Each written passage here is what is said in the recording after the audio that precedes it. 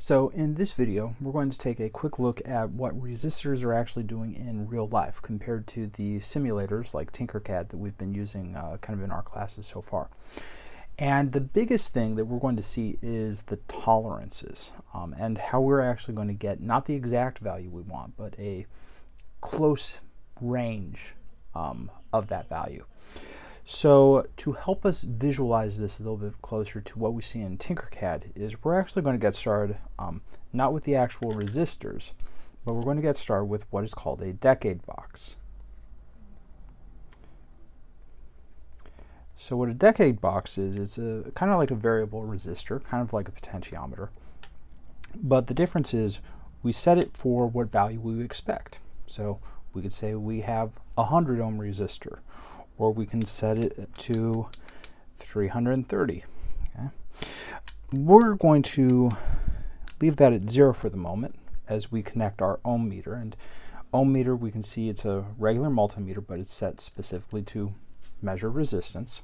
And then we're going to connect the probes to the decade box by, there's a little hole inside there that we fit the probe into.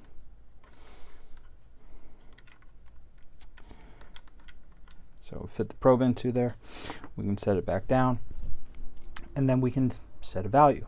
So let's start with so we can see right now it's close to 0, 1, 0. The scheme of resistors, that's actually really close. But if we set it to, say, 1 kilo ohm, okay, this isn't using the most highest level resistors, but we can see that this is about 988 ohms, so pretty close to that 1000 ohm.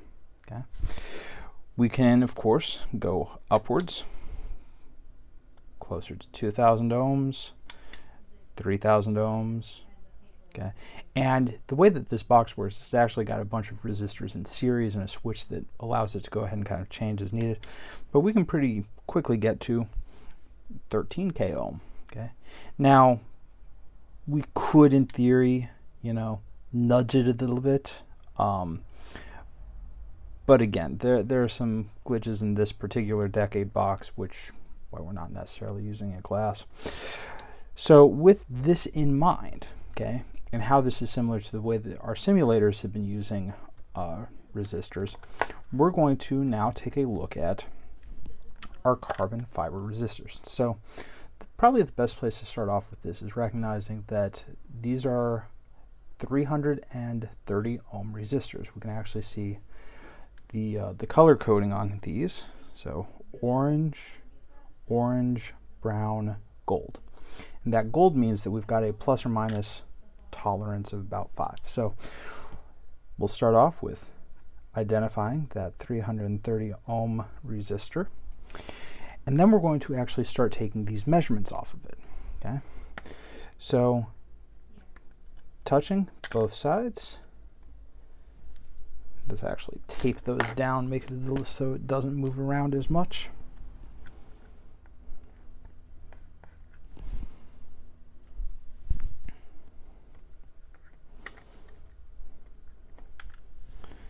The little electrical tape to go ahead and hold it in place. And we can go ahead and start taking these measurements. Okay. So we're seeing 325.5.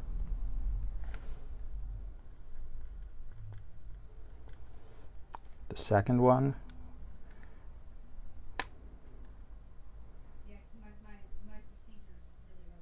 324.9.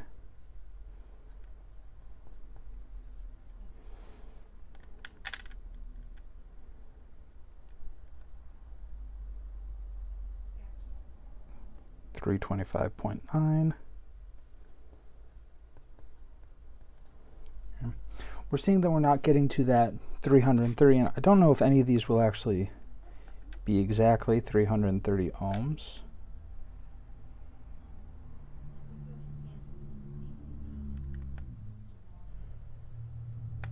Yeah, we're not, doesn't seem like anything in this batch, and it is a batch. We can see with the tape that these were all kind of produced at the same machine, the same time.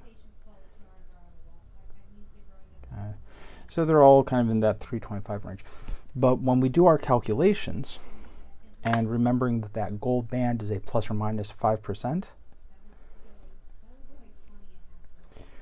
we're going to be able to go ahead and identify that that is within an acceptable range. And of course, I forgot to grab my calculator for this one, but we know 5% of 100 is 5 times 300.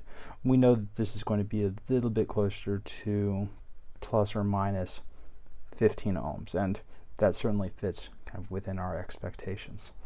So I hope this has helped you understand kind of what's going on with resistors, real-world tolerances, and while as amazing and as useful as those online simulators can be for building and testing your circuits, real life will throw a few glitches in your system. So I hope this helps you understand what's going on with these circuits, and as always, feel free to shoot me a message, leave me a comment, and ask for help where you need it. So till then, hope this helps.